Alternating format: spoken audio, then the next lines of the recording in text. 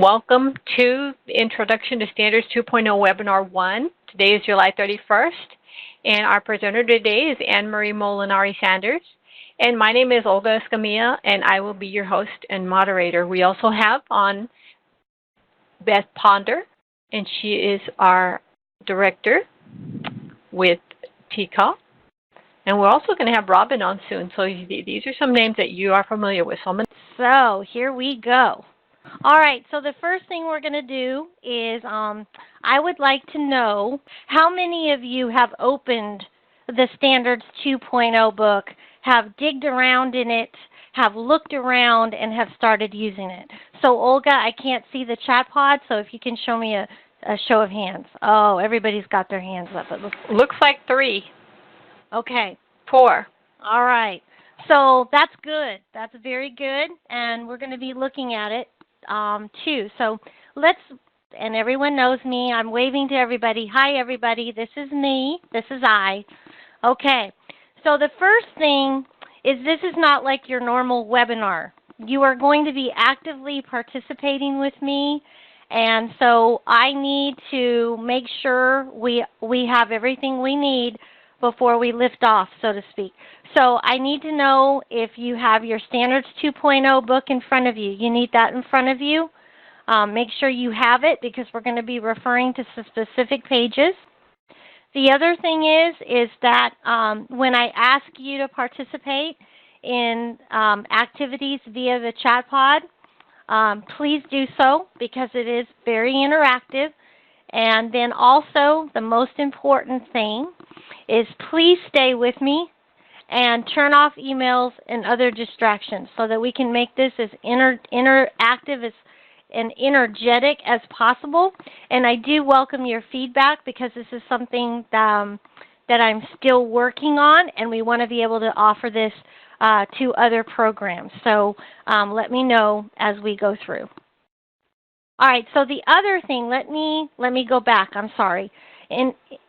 As well as your Standards 2.0 book, you also are going to need your 4 handouts that were in the Community of Practice, the ILEA Community of Practice, and also I emailed them to you in the PD portal. So you need to have your lesson plan template and also the Employability Skills Framework. It's a handout. Then there was a ReadWorks article. And I know I'm forgetting something. What is it? No, actually it was just those 3 handouts. And then the PowerPoint. The PowerPoint was made available to you in the Community of Practice. And then you need your Standards 2.0 book. So Olga, let me know how are we doing? Does everybody have those things ready? Oh, you guys are awesome. I'm seeing comments. Looks ready, and Sudie has her hand up. Yay. You guys are rock stars. You guys are rock stars. Okay, here we go. All right, so what are our objectives today? We're going to recognize work activities and industry examples in the standards, and we're going to walk through a standard together. We're going to just look at the structure, and we're going to do that together so we understand that. And then we're going to relate the work skills and the activities. And when I say work skills, I am referring to something called the detailed work activities, the DWAs, and the activities that go with them and the industry examples that we'll talk more about to the Employability Skills Framework. Because in Webinar 2 on Thursday, we're still going to be working with the framework and the standards together. Okay? And then our third objective is that we're going to recognize the new components of the Standards 2.0 lesson template. I know some of you, like Karen Conduit and I believe Karen Blue possibly, I think, we're part of the rollout of the original standards. And you may have seen another lesson plan template. Well, this is updated to reflect some new elements. So we're going to look at that. And then finally, you're going to dip your toe briefly into looking at a couple contextualized elements and a Standards 2.0 lesson activity that I'm going to give you to look at, okay? We're not going to be busy at all for 90 minutes. So what I'd like to do now is I'd like to, and I'm gonna stop sharing my PowerPoint. Well, Olga, you can help me out so I can stay here. I'd like to know who is on the webinar with me and what role do you play, and just let me know in the chat pod, and I'll see them kind of flashing in. But go ahead and put that in the chat pod for me now. Karen Condit is instructional leader and coach. Good. Hi, Karen. I still remember your Apple a Day website. It was awesome. Sudi is a PD developer and trainer. Welcome, Sudi. Thank you for joining us. So Mike Sign says, Mike and Melanie here. Mike and Melanie. And thank you for letting me know, Mike, that you are with Melanie. Melanie Garcia. Welcome, Melanie, from Socorro, ISD. Yes. And Karen Blue says instructional lead, content standards coach, HSC teacher, IET contextualized teacher, and other duties as assigned, Karen. Thank you. Debbie Van Pelt says instructor, PD coordinator, standards coach. Everything. And Brenda Perkins, AL instructor for Howard College. Okay, so you represent a little bit of sprinkling of everything and anything and everything, it sounds like. And so I challenge you in the next 90 minutes to think about how you're going to get the most out of Standards 2.0 and how you can share this with your teachers and use it in the classroom. So thank you. Thank you. All right, so how did we get here? Well, how did we get to Standards 2.0? Before we think about and we answer, we dive into this question, I want to have a whole group discussion first to see if we can generate and answer some questions. Okay. And then we'll dive into a little bit of the background and how we got here, because some of you are familiar with how we went from having the green book to now the Standards 2.0 book. I call it the green book. But we'll go into that a little bit. But at first, I want to ask some questions. So this is our first activity in the chat pod, okay? So this is our question. These are the questions I want to ask you. When we think about connecting education to employment, what questions come to mind? Okay? So this is your first activity in the chat pod. When you think about connecting education to employment, what questions come to mind? And I want you to take about 40 seconds to a minute and put your answers in the chat pod. And I am going to... We already have a response. Stop sharing for a minute. Okay. Michael says transferable skills. And Karen says how to narrow the content to make it applicable to each student. And very good. Okay. That was Karen B. And then Karen C. says, what do employers want from our students? Excellent. Okay. Jacqueline says, how do you make what you are teaching relevant to a wide variety of careers? These are all questions. Very good. Okay. Michael. Melanie says, aligning employability skills to Standards 2.0. Excellent, excellent. Okay. One more. Sudi, what specific skills do students need that are transferable from one content area into the next? Oh, very good. Excellent, excellent. All right, so we're going to go back to the PowerPoint and, okay, ESL setting. Very good. Okay. So can you see the PowerPoint, Olga? Yes, ma'am. Okay. So what questions came to mind? Excellent questions. And you really have answered, you've brought these out. But these are some of the things that we thought about during the Standards 2.0 project. Do they need to be separate? When we're thinking about education and employment, do they need to be separate? And I think everyone can agree that they don't need to be separate. That when you are looking at your lessons, you can be thinking about contextualizing. So that was the first question. Next question, can we make them more connected? And I think, again, the answer is yes. depending on what lesson you're doing, it may be more challenging, but they can be more connected. Does this apply to every skill level? I just did a face-to-face training with the Far West recently, and the teachers talked about that at the lower levels of ESL, it can be a little bit more difficult to contextualize, but it is still possible. And I think the same thing can be said for the lowest levels of ABE, which was what I taught for so many years. So can it apply to every skill level was another question. And then you hit on these in the chat pod. How can teachers think about the shift? How can we get teachers thinking about contextualizing with both academic and career context? And then finally, and you said this in the chat pod, how can we connect our instruction to our students' employment goals? And I think that is the most important point, because I know when I was teaching, I had to very quickly figure out what my students needed in order to meet their goals for them to stay in my classroom. All right, thank you so much for responding, everybody. All right, so alignment and connection. Now, the two graphics on the screen represent two different things. We don't want to think about a job with an arrow going one way and an education going the other way. What we want to focus on is that it's together, and we just did that with those questions. How can we make them work together? And now we're going to go into the background, but I want to stay on this slide for a minute, and I want to share, and this is very important, the current content standards have not changed.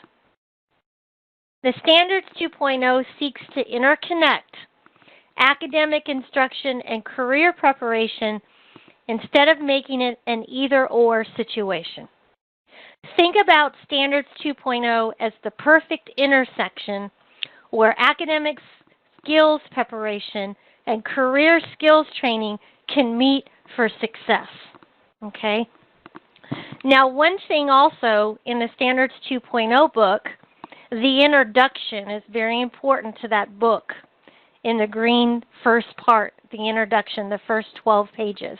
And I want to share that Standards 2.0 provides a clear outline of content and skills so that programs can develop and align curriculum, instruction, and assessments, but does not prescribe class lessons or assignments. So they're not prescribing a specific way to do it. That is a program level decision. And I've heard this from many, many teachers. So it is a clear outline of the content and the skills that programs can use to develop their own curriculum and instruction and assessment. So I think that was worthy to kind of talk about. Okay, so the content standards haven't changed. So let's get into what has changed. How many of you, I can't believe it, Beth, I'm talking to Beth right now. I cannot believe that it's been 2 years ago that we had the Standards Alignment to Industry Clusters project. And the Standards Alignment with Industry Clusters project was a project that took place, during the 2017-2018 year, at the same time that the content standards rollout was going on. So what did the Standards Alignment to Industry Clusters project choose to do? It aligned Texas content standards with the knowledge, skills, and abilities needed for success in-demand and entry-level jobs. Okay, that's what the SIAC project did, and it was from the SIAC project that Standards 2.0 came to be. And the goals were, there were 3 goals: to help adult learners prepare for jobs, help focus instruction and career navigation, and focus on 4 industries. But although they only focused on 4 industries, the methodology can be used for other sectors. Now, there were some real cool things about Standards 2.0, or actually the SIAC project. And that was during that 2017, 2018 year. It was the first time that field experts from education and employment reviewed the content standards. They did this together. And they selected, here comes another quiz in the chat pod. Oh, you weren't supposed to see that. You guys didn't see that. All right, they selected 4 in-demand industry sectors to focus on and then overlay those onto the standards. Can anyone tell me what those 4 are, except for Beth Pander and Olga? They can't tell me. In the chat pod, what were the 4 industries that they focused on? Thank you, Anne-Marie. Karen Blue says healthcare. Jacqueline Dell says manufacturing, healthcare distribution. Sudi says per page 2, advanced manufacturing. Michael says advanced manufacturing. And thanks for telling me I couldn't participate, because a lot of times I want to just type in the answers, and that's not fair. Sudi says transportation. Brenda Parker says advanced manufacturing. Good. So you guys got them all, and it is on the PowerPoint. So if you looked at the PowerPoint, you saw. So basically, they selected 4 in-demand industry sectors: advanced manufacturing, construction and extraction, transportation, distribution, and logistics, and then healthcare sciences. So very good. So why were these industries chosen? These industries were, there's a typo there, were chosen because they are. Why were they chosen to focus on in Texas? Now, there were 4 reasons. You can look at your PowerPoint, but again in the chat pod, tell me why these 4 industries were chosen for Texas. There's 4 reasons. Okay, Sudi says, and everybody's areas of job growth. Question. Karen Blue says abundance of jobs in Texas.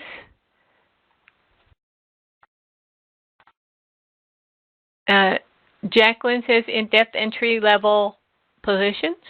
That's a good in demand, I'm sorry, entry-level positions. Karen Conda says they were high in demand. And David Van Pelt says because they are commonly needed across the state. And Sudi says possibly existing pathways. Very good. Okay, so there were 3 reasons. I apologize, not 4, and you hit on them all. Okay, so they're growing. These industries are growing in Texas. In manufacturing and distribution, transportation, distribution, and logistics, they can't find enough truck drivers. One of the employer partners talked about that, Diana Contreras. They literally hold job fairs and they fight over the applicants because they can't find enough. They're in every region. And then Sudi, yes, there was an accessible career pathway for adult education students. There was stackable career pathway, so they could get multiple certifications, and it would be stackable training opportunities in the sense of medical. I think of medical when I think about that. Nursing assistant, medical assistant, then certified nurse, a CNA. Okay, very good. Now, what did they do? And this is the critical part to the new standards. There were over 28 industries represented, from oil and gas executives, construction trades, entrepreneurs, healthcare human resources directors, to manufacturing training managers and distribution center managers. And they looked at the work requirements and the activities for entry and intermediate level jobs in the 4 industry sectors. And then they overlaid those skills and those work requirements to what are the standards that they needed. So they created an overlay. And then they related the skills and the work tasks for these jobs, and they related them to the sub-area standards and the benchmarks. Make sense? Okay, so this was game-changing across the nation because for the first time, adult education and employers sat down together and talked about what was the overlays, what were the crosswalks that they needed. All right, we won't spend a lot of time here, but how many of you raise your hand in the chat pod if you are familiar with ONET? I think pretty much everybody should be. Yes, we have 1, 2, 3, 4 for now. Okay. Mike and Melanie say they are. Okay, good. Now, one thing in ONET is there is something called the in-demand jobs and critical skill characteristics. They're called critical skill characteristics or elements. And we're going to see those in Standards 2.0. And this was one of the things that they looked at when they did the standards. They looked at the ONET elements for the jobs in the industries that were most closely related to the standards and the benchmarks. So you're going to see these critical skill elements sprinkled in the ELA and the ESL standards. Okay, and they're going to come up, and we'll see those when we break down the standard in a little bit. Now, we know what ONET is, so I'm not going to spend a lot of time on this slide. I found this interesting, and that is they're always looking for ratings coming from the subject matter experts across the nation that are doing the job. So they're constantly updating the job requirements and what they're looking for when you look at ONET. Okay, so I think that's something really good to know, and there are 900 occupations based on the 2010 Standard Occupational Standard System. Woo! I don't want to say that more than once. All right, so here we go for another quiz. Now, I found this fascinating, hopefully you will too, is that ONET identifies critical elements or skills that are essential to jobs within the 4 high-demand entry-level and intermediate jobs. Now, ONET, during the project, let me take a step back. During the SIAC project, Educational Testing Service was involved, ETS. The Educational Testing Service was one of the partners, and they identified specific critical skills, these ONET critical skills that came up across all 4 industry sector jobs. And I'm going to give you a hint. There are 10 critical skills, ONET critical skills that are present across all 4 industry sector jobs. Industry clusters, excuse me. The 4 industry clusters, right? Remember the 4 industry clusters. So I would like you to name as many as you can in the chat pod, and I'm going to give you a hint again that there are 10. So what do you think these critical skills are that show up in all 4 industry clusters? Okay, so Michael already said reading, writing, speaking, listening. I think, Michael, you cheated. Michael, he's got it going on. Sudi says reading and writing comprehension. Carrie says teamwork. Jacqueline says communication. Sudi says math. Brenda says reading comprehension, speaking, writing, written comprehension, written expression. Karen Condit says reading, writing, speaking, listening, math, cooperation. Sudi again says writing. Jacqueline says graphic literacy and critical thinking. Whoa, graphic literacy. That's awesome. Okay, so here we go. Thank you. So here are the 10. Oh, here it is. There's more. Karen there's says more. digital skills. Sudi says ability to adapt. She can't remember how it's worded on ONET, though. Adaptability. Okay, onward, Anne-Marie. Very good. Okay, so here's the first. Very good, Sudi. Active listening, adaptability, flexibility.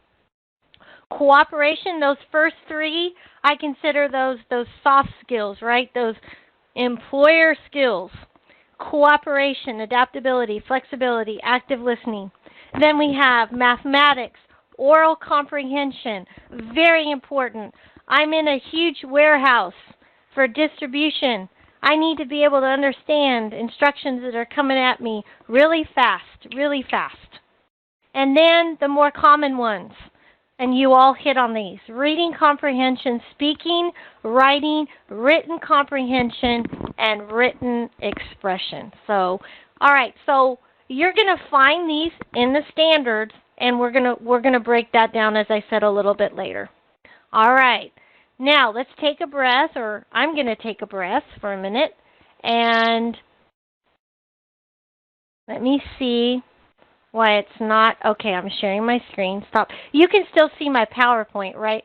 Yes, ma'am. Okay. Yes, ma'am. So I'm going to stop sharing, and I'm going to go back out for a minute. Are there any questions so far? So far, so good on the time. I just have a comment. I think you're a GT group here. A gifted and talented group? Yeah, they're just on it. Yeah, or they are. They're studying. Sudi says so far very clear. Thank you, Sudi. Okay, very good. Thank you. Yes, Karen. Yes, Karen Conduit has a very cool website, and it's wonderful, called An Apple a Day. Can you believe I remember that, Karen? I do. I was so impressed with that. Okay, so upward and onward, here we go. I'm going to go back and share my screen.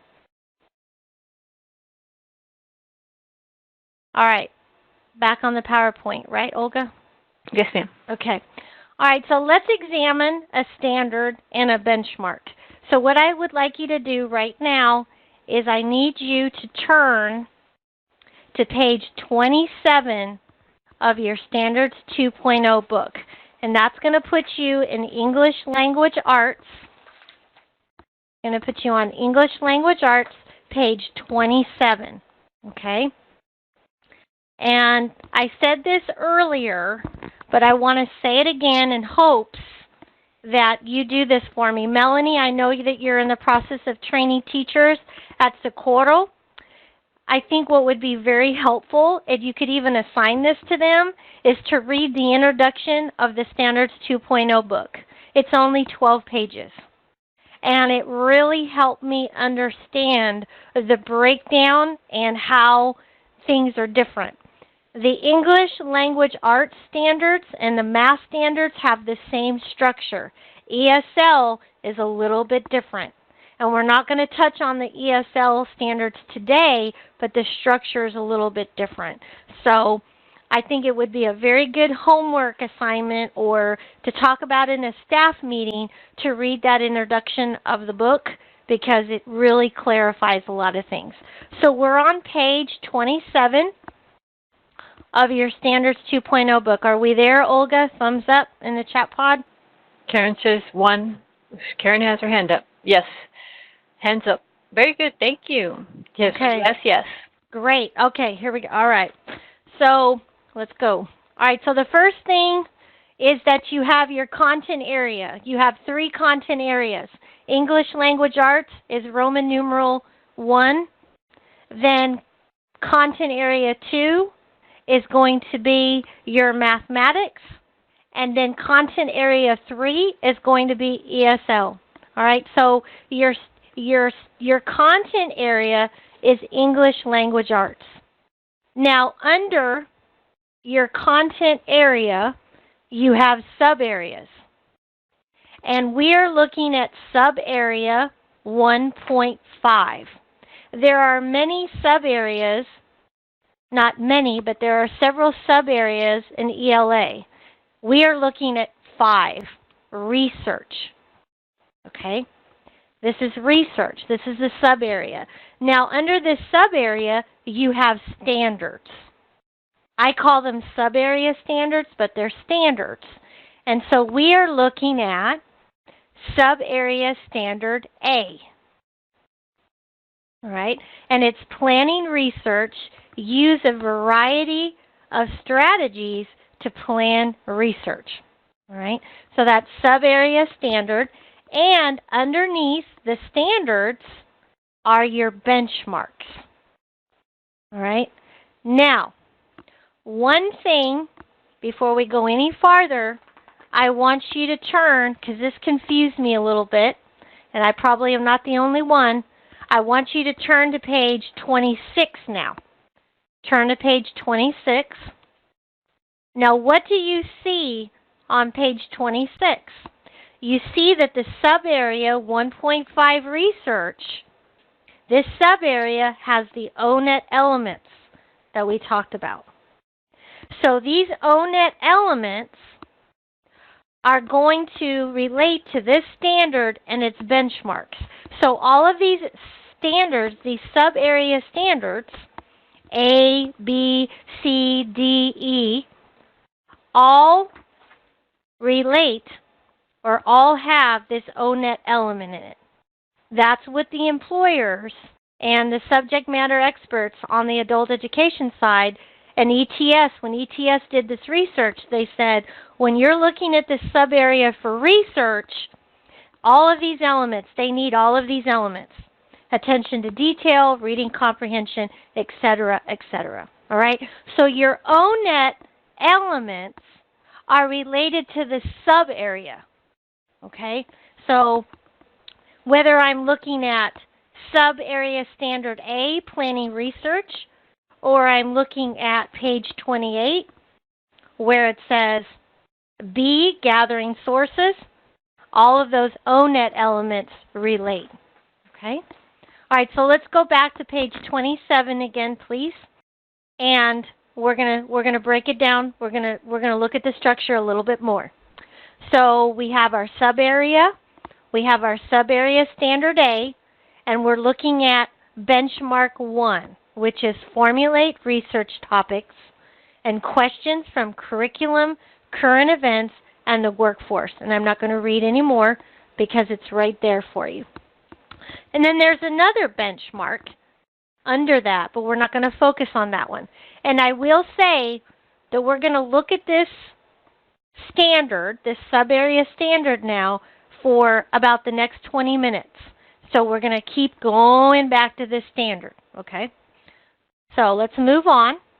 Now, we know where the ONET elements and skills are related to the standard and its benchmark. So here's a quiz for someone to put in the chat pod. Where would I find the ONET elements for this standard and its benchmarks? Where is it? What page is it on?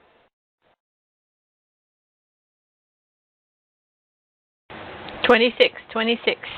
Very good. Very good. Okay. So now when we're looking at this sub-area standard, A, so each sub-area standard, so A, planning research, also has detailed work activities and industry examples. And you can see those here, and we're going to break those down. So the detailed work activities, which I did not mention, are also from ONET. So we can see on the next slide that we have the ONET elements and skills related to the standard and its benchmark are right here, and we already talked about that. So we're going to move on. But there they are, and they're on page 26. Attention to detail, dependability, and then your other ones that we talked about earlier. Now, let's look at page 27 again, and these detailed work activities, DWAs. Now, the first one is test products or sub-assemblies for functionality or quality. And this relates to the industry example right to the right of it, which is advanced manufacturing. The next one is organize informational materials, and that is related to construction and extraction. And it gives you the example of the industry example, and then a position, and then an example of what they would do on the job. And then the last one is a detailed work activity, follows protocols or regulations for healthcare activities, and obviously the industry example is healthcare sciences. All right, so moving through here, there's the industry, advanced manufacturing. We just went through that example. That's the first DWA that you see. The second one is the organized informational materials, industry, construction and extraction. Position, construction carpenter. Maintains records, documents, actions, presents written progress reports. Following last one, the one for healthcare sciences follows protocols or regulations for healthcare activities. All right. Now, this one really struck me because of the really needing to understand the research, understand the topic, organize prior knowledge, develop a course of action, determine and locate necessary information. I'm looking at the benchmark here for planning research, number 1. Look at an example of what a a sterile processing technician is required to do. Monitors, reads documents, and interprets parameters for all types of sterilizers to ensure proper function and patient safety. I'm thinking of my dad and the colon surgery for colon cancer he had. I really want to know that sterile processing technician knows what they're doing. Do you guys agree? Because what's going to happen if they don't? Something is going to be not cleaned, right? So you have 100% agreement. Karen Okay. says yes. Exactly. All right, so those are our industry examples and our detailed work activities. So, are there any questions? All right, good. We're going to move on, and it's going to become interactive again. And now I've asked Dr. Olga Escamilla to help me. And before she helps me read this slide, I want to introduce it, and then she's going to help lend her voice to this because she's very familiar with this. I want to talk a little bit about the employability skills framework, and we're going to use the framework to talk about the standards. And we're going to drill into that standard again in a minute. How many of you are familiar with the employability skills framework? Okay, and you have that handout as well. And I'd like you to refer to it as we walk through this. We have some people raising their hand. We have some saying yes, some saying mostly, and some saying yes, definitely. Okay. All right. So I'm a little bit of a research geek. I admit it, and I like to read research and understand things. And I want to share with you that that Olga is going to put the first link in the chat pod that takes you to the Employability Skills Framework Initiative website. Okay, she's going to put that first link in there. This is for you to review later, and there's some great videos on there featuring some employers, which I found interesting, that you may want to look at. And the only thing I want to say about the Employability Skills Framework is that it is an initiative from the U.S. Department of Education, and it is part of the Perkins IV Act. And the Carl Perkins Career and Technical Education Act is very important for both secondary education and post-secondary education.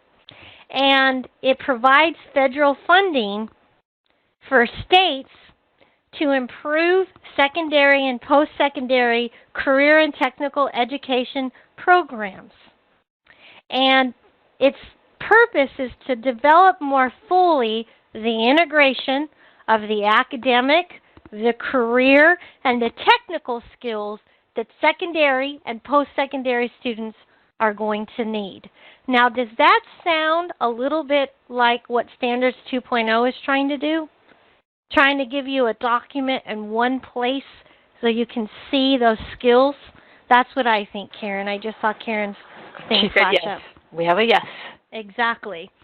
So this is why, and I do want to stop for a minute, and I should have done this earlier. I want to acknowledge two wonderful people that I respect a great deal, and that is Marian Thatcher and Amy Dulcimer. They worked on the standards project last year, and they developed this PowerPoint. I moved some things around and added some things, but it's their work that this is all built on. So I want to stop and I want to acknowledge Air, and I want to stop and acknowledge Marion and Amy because it's their work that I'm building on. So as we move forward, I want to acknowledge that. And one thing we're going to look at in Webinar 2 is the rubric to analyze your lessons that builds from the employability skills framework.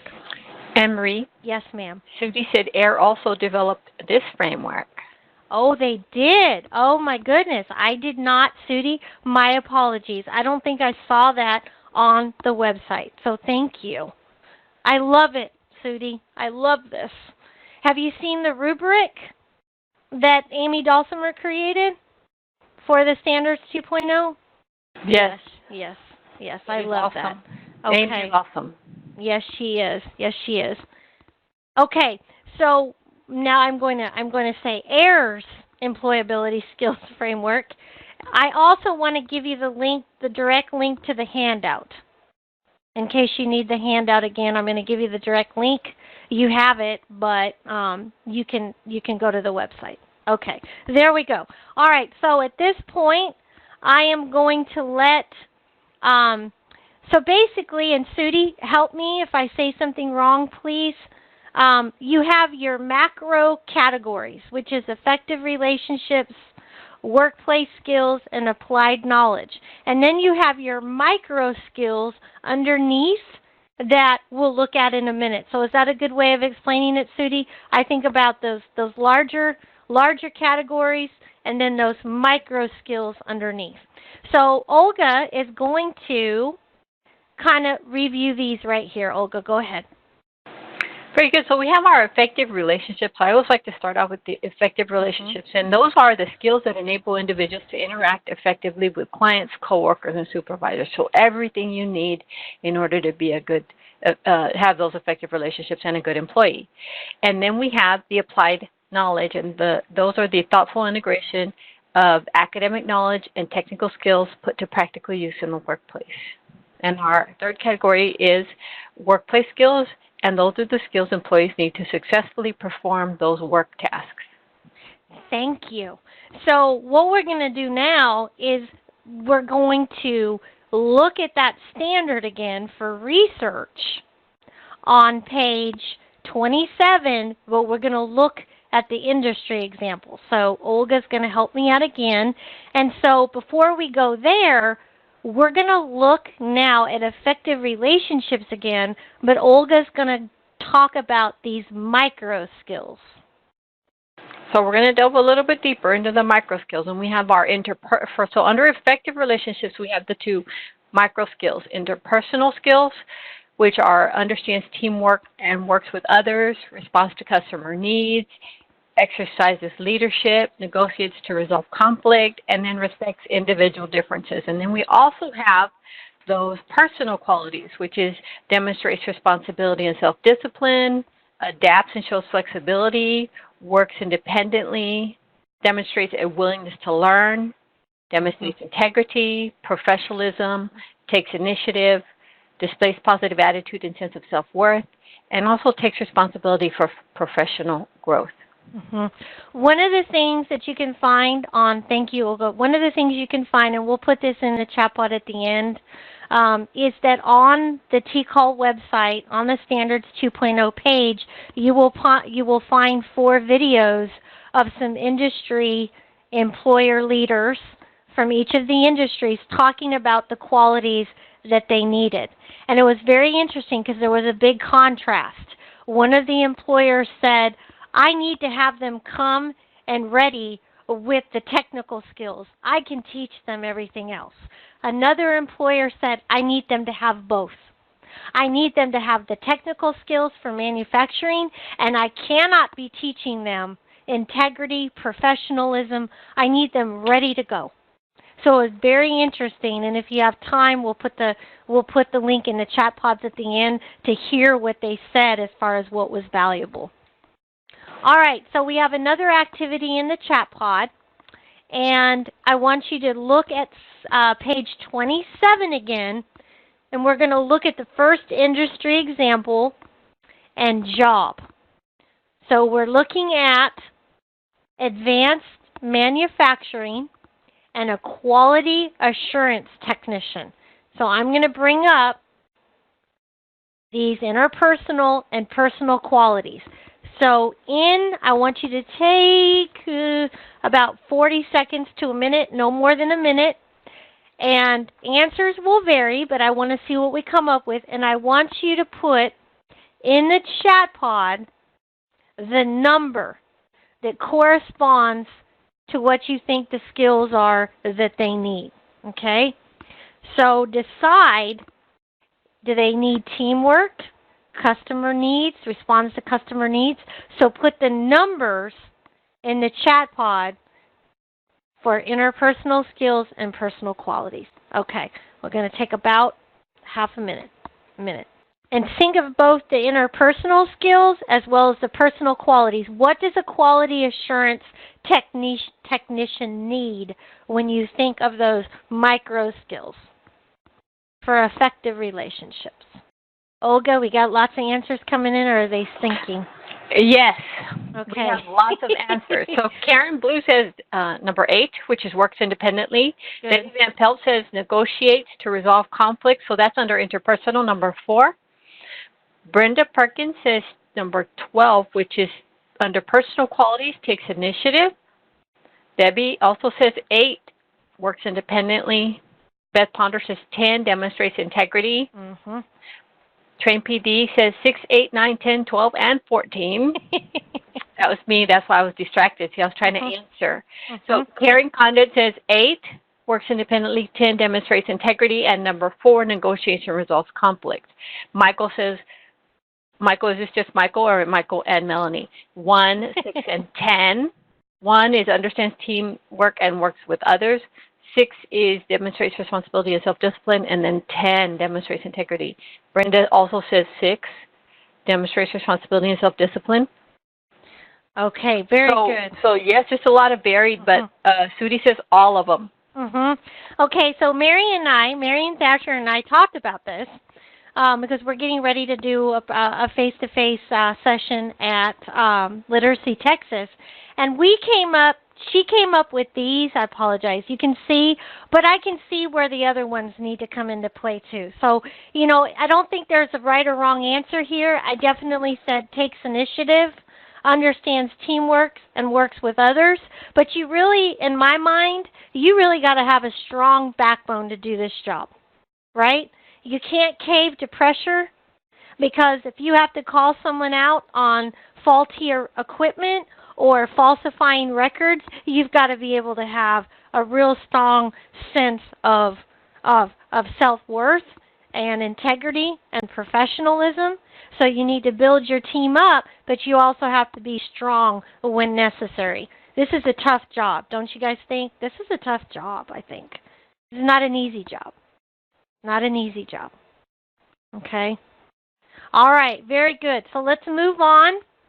And let's go to workplace skills. So now we're going to look at the micro skills for the workplace skills. And let's see here. And we're going to break those down. And again, I'm going to have Olga read these. And we're going to kind of move through these a little bit faster.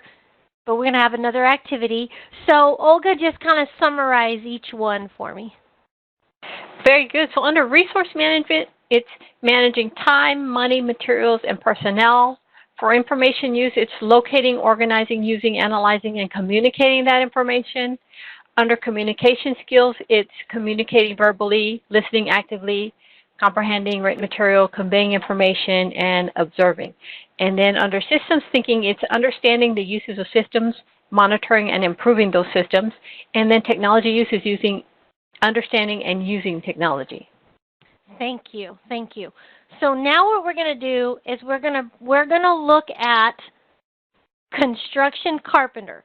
So we're just going to take about 10 seconds, and I want you to look at page 27 again, and I want you to look at what their position is, an example of what they do, and the detailed work activity, and then I'm going to give you another assignment. So just let's take about 10 seconds and just kind of think about this. Okay, so now in the chat pod, I want you to focus your eyes. I want you to just look at resource management and information use. Don't look at communication skills, systems thinking, or technology right now, okay? And I want you to do the same thing in the chat pod. Under resource management, put the number in the chat pod of what you think they're going to need, a construction carpenter is going to need, and the same thing for information use. And go ahead and put that in the chat pod for me. And we'll take about a half a minute, not as long, to move through this one. Jacqueline says 3, 5, 6, 7, 8, 9. Debbie Van Pelt says all of them. Karen Blue says all. Jackie says 1. Karen Info all also. Melanie says 1 and 5 through 9. And Brenda Perkins says 1, 5, 6, 7. Mm-hmm. Okay, good. Okay, you guys. Shruti says 1, 3, 5, 6, 7. So. Very good. Very good. So this is, you guys are right. You know, as far as resource management, manages time. Maybe if they're a construction supervisor, manages money and materials, maybe manages materials, manages personnel. Definitely, if they were the construction contractor supervisor, I'm losing my word for what that is, but the construction project manager is definitely going to need all of those 1 through 4. And then in information use, locates information, I heard that, organizes information, uses information, and communicates information, okay? So that construction carpenter really needs to do a really good job of doing those types of things to keep his crew or her crew in the know and doing what they're needing to do and following safety precautions and getting the job done on time. So we're going to move through the rest of these to show you some other ones. They also said that under communication, conveys information in writing, observes carefully. I think that would be huge. I could also argue here, and I'm going to change it, that they need to be able to listen actively. What do you think? And also communicate verbally, right? You guys agree with that? I'm going to add these. They have their own way to communicate, technical Bill. That's true, they do. And not always with words, do they? Sometimes with lots of hand gestures on the job site, as far as almost like a sign language because of all the noise. All right, systems. Not so much systems thinking, but we also said that understands and uses technology, definitely. All right, so let's go on, and we're going to look at applied knowledge now, and I'm going to let Olga talk about this one. Very good. So under applied academic skills, we have uses reading, writing skills, uses mathematical strategies and procedures, and also uses scientific principles and procedures. For critical thinking, we have thinks critically, thinks creatively, makes sound decisions, solve problems, reasons, and plans and organizes. Thank you. And when I look at this mostly, I can relate this to the standards, the actual academic standards, okay? Because we have got English language standards in Standards 2.0 that address reading skills, writing skills, mathematical strategies and procedures are discussed in the mathematics standards, and then critical thinking, actually the mathematics standards in the introduction talks about how important it is to think critically with mathematics. So this, when I think of this, I'm thinking about the actual academic standards of Standards 2.0. And lastly, we looked at page 27 again, and we looked at the sterile processing technician. And take about 10 seconds again and think about what are they going to need for that position. So we're going to have quiet time for about 10 seconds again and think about what skills they're going to need under applied. Okay, ready, set, go. All right, so in the chat pod, I'd like you to share for me what you think they're going to need for applied academic skills and then your critical thinking skills. 1 through 4 and 5 through 7. Mm-hmm. All. Mm-hmm. 1, 2, and 9. Mm-hmm. We have a 1, 2, 4, 5, 7, 8, 9, 10. 1, 2, 3, 4, 5, 7, 8, 9, 10. Also 1, 2, 3, 4, 42 through 10, or 2 through 10, except Sudi says all except 3 and 4. So we have, thank you, Karen, Michael, both Karens, Jacqueline, Brenda, Debbie. Thank you. Very good. Very good. I can see, I can see 4. I don't think critically. I don't know if I want them thinking creatively when they're putting instruments into my father's abdomen. I don't know if I want creatively. I want them to follow exactly what they're supposed to do, and make sound decisions, solves problems, reasons. So again, choices, answers vary. It's just a way to kind of use the employability skills framework as a way to not only analyze the specific detailed work activities and those industry examples, but also think about a way to provide a framework to look at the standards when you're building your lessons. All right, so thank you. I hope this was helpful for those of you that were not as familiar with this. I think it is a wonderful resource, and it's a valuable resource. If I was going to, as I'm training teachers, I would like them, and I'm building lessons, I want my standards book. I would want my standards book with my employability skills framework out so the teachers could see both of them together. All right, any questions as we roll into the last 30 minutes? And we've got a really fun activity I want to really give enough time to now. All right, Olga, we okay? Yes, Karen Blue says all good, and no other questions coming through. Awesome, awesome. All right, so this part of the PowerPoint is new. This was something that I kind of put together, so this part is a little bit new. Some of it is, not very much of it is what you've seen before. This graphic came from the standards training that Marion and Amy put together, and I love it because really this is the perfect visual for what we're trying to do. We want to use the Standards 2.0.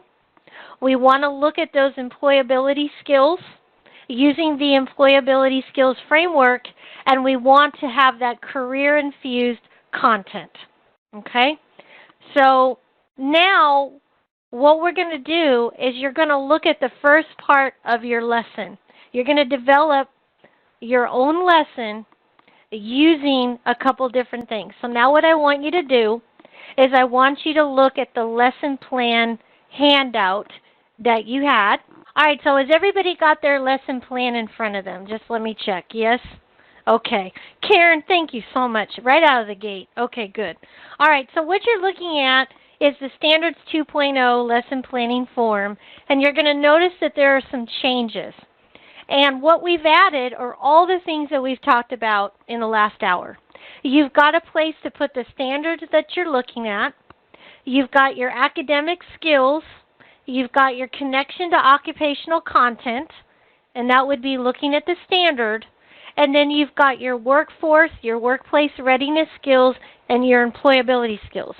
And when you develop your lesson, think about how your lesson is going to address those academic skills from the standards or in the activities that you're doing.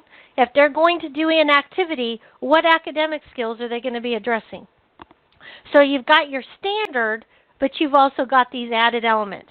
So for the purposes of this very short activity, all you're looking at is that area that's circled in red. Okay? Now, This is the second part of the lesson planning form, which follows my absolutely favorite thing as a special ed teacher, which is the explicit instruction model for teaching. The I do, the we do, the you do, okay? And so that's the second part of the lesson plan, which we're not going to be tackling today. Now, you have an article, Food for Thought. Hopefully some of you at least gleaned through this. You read it. It wasn't that hard to read. This is from one of my favorite free resources called readworks.com.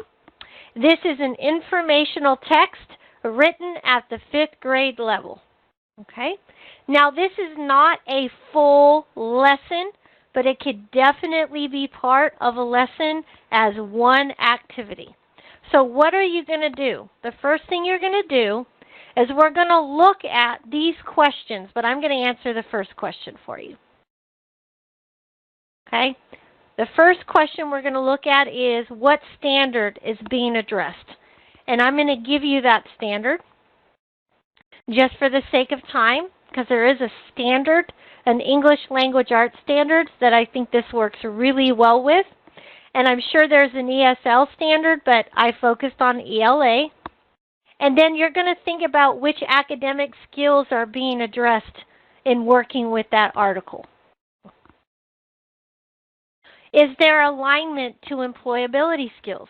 Think about the employability skills framework.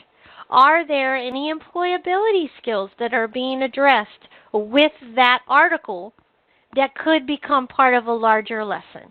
And then finally, are there connections to occupational content? Okay? So, now, the first thing is, what is the standard that's being addressed? So I'd like everybody to turn to page 20 of their standards book and let me know when you're there. And on page 20, it's ELA. It's subarea 1.2, reading. And the reason I chose this is because this is an expository text, informational text. It's explaining something about better food choices for our kids in school and some of the things that they're doing to give them healthier food choices. And it says subarea standard F is the comprehension of expository text, locate explicit textual information, draw inferences, and analyze and evaluate the information. But the benchmark 2 is the one that really is important because it says distinguish facts from opinions. And there are several questions in the article that ask students to do that. Okay? So that's why I chose that standard. So here is your first job. In the chat pod, now, you're going to have your article in front of you, and you are looking at the first page of your lesson plan, and you're answering that question. Which academic skills are being addressed? And I want you to take just about a minute, okay? So look at the article, minute and a half. Well, a minute. We'll see where we are in a minute. So any questions about what you're doing right now? You're just looking at that first part of the lesson plan, and you are answering these questions. Academic skills. We already know what standard. Now I want you to tell me what academic skills are being addressed in that article.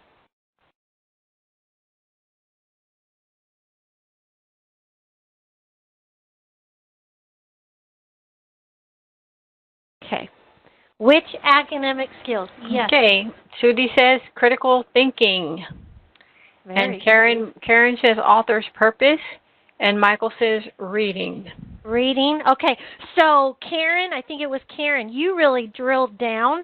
You can go a little bit broader, but yes, author's purpose. Yes. Reading, writing. Bam. Comprehension. You guys are fast. Okay, good. All right, good. What else? I want to wait a little bit longer and we'll move on.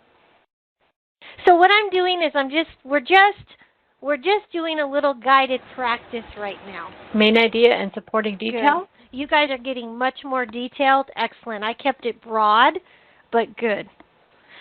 So author's purpose, details, finding main idea and details, very good. Any other ones, Olga? That's it. All right. So, but everybody had a chance to respond, right? Sudie did too? Mike did? Sudie? Karen? Debbie? Yes, Sudie. We had Sudie, Karen Blue, Michael, Brenda Perkins, Karen Blue, Sudie Whalen, Karen Condit says analyze main idea. Good. Okay. Well, Jacqueline says critical reading. I'm sorry. Yes. No, I'm sorry. They're very good. You guys got a lot deeper. That's good. So this is what I said. In general, reading comprehension, knowledge of English, critical thinking, writing, and written comprehension. And when you guys got into the critical thinking and the reading comprehension, you really drilled down to author's purpose, main ideas, and details. So that's excellent. So that would be on my lesson plan. I'm going to be addressing the sub-area of reading and the substandard of F, comprehension of expository text, but those are the academic skills for just this article. Because there is, on the back of the article, it makes them do a short answer response on that article. All right, so now we're going to take another minute, minute and a half, and I want you to go back to the article, and I want you to tell me, using your framework, is there alignment to employability skills? It'll take about a minute. Let's just wait a minute, Olga, before we do answers, okay? Or I'll tell you when. Oh, and the other thing is I looked at, I looked at the micro skills. I'm looking for micro skills. I'm not looking for you to tell me employability or applied skills. I want you to drill down to the micro skills for each one of those components. Okay, Olga, what do we have? Crickets. Oh, here we go. Jacqueline. Okay. Here we go. Jacqueline says reading comprehension, information use. Sudie says, again, critical thinking, reading for information, locates information. Karen Blue says uses info. Karen Condit says analyze, think critically, reading skills, locates information, organizes information, uses information, analyzes info. Brenda Perkins says reading skills. Debbie Van Pelt, critical reading. Michael says we agree. Thank you for that. Karen Blue says comprehends written material. Debbie says analyze, organize. Okay, so very good. You guys are rock stars. I think you guys had this before we had this webinar. Oops. All right. So, is there alignment to employability skills? I said yes. You guys obviously said too. And you found a lot of the ones, if not all of them, that I did. So, under applied academic skills, I said uses reading skills and writing skills. We said that, right, Olga, in the chat pod? Yes, ma'am. Okay. And then under critical thinking skills, thinks critically, definitely. They have to think critically to use that article. And information use, I heard these too. Locates information, uses information, and analyzes information. So if I was working with my teachers, I would make sure that they were writing this in their lesson plan, that they could explicitly tell me these are the types of skills, employability skills, that my lesson is going to provide my students. And I would take it one step further, and my students would be able to explain that. If someone walked into my classroom, my students would be able to know what standard we were working on, what benchmark we were addressing, and what are the skills that I'm going to learn and the employability skills. And I think it's a good practice for your standard or your benchmark, if you're doing a sub-area standard, or you're just addressing a benchmark, to put it on your board every day so the students see what they're going to be working on. That's very K through 12 of me, I know.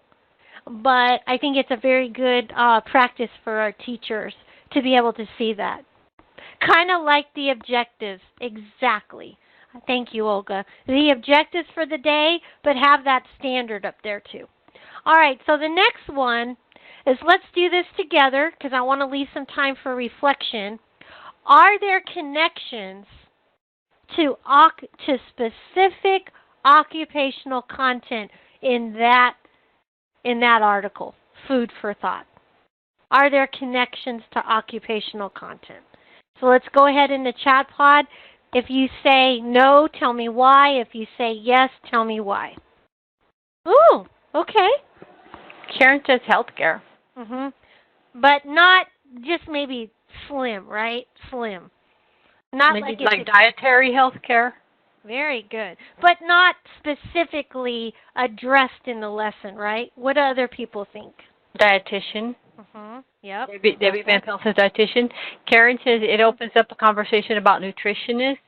Michael says Melanie. No, Melanie says yes, nutritionist is mentioned. Oh, that's right, Melanie. I forgot about that. All right, so what I thought, and I hope at some point to develop this out for all of you and share it, is I said, are there concrete connections to occupational content? No, but how can you contextualize the larger lesson for these jobs? And you all mentioned the ones I was thinking. I think that this would be a great activity for a larger contextualized lesson for the healthcare industry. If you had a lot of people in your classroom that were interested in becoming a nurse's aide or a medical assistant or a dietitian, then you could think about contextualizing a series of lessons around that industry for these jobs, and you named them. Medical assistants, nurses' aides, dietitian technician, and those are in ONET as jobs, obviously, and are part of the healthcare sciences. So this was just a way to model how you start looking at that lesson plan, and then obviously you'd have to build out the rest of your lesson. So this was just an overview of that. Anne-Marie? Yes, ma'am. Karen says calories is energy math. And then Brenda says cafeteria workers need this information as well. Now, Debbie, you have your hand up. Was that from earlier, or do you have something to say? Oh, down. Okay. All right. Very good. I love did Karen say about the math for calories? Karen Blue said calories is energy math. That is wonderful, Karen. That's a very good point. So you could do a series of contextualized lessons for a larger unit on nutrition. And you could cover several standards. You could contextualize your lessons. You could have them do interviews where one was a family member and one was a dietitian, and talking about those health choices, because as we know, sometimes food choices are handed down to kids, whether they're good or not so good. And so I think it's great. And this article is not babyish, so I liked it from that standpoint too. It's not babyish at all. You could use this. The adults could take this article home and share it with their children, depending on the age. All right, so at this point, I want to go back to the objectives, and I want to have you tell me what you think, and I'm going to turn it into a question now. Did we recognize the work activities and the industry examples in the standards? Did we do that today? Okay. Yes, we did. Yes, yes, yes. yes, everyone. Did we relate the work skills and the activities to the employability skills framework?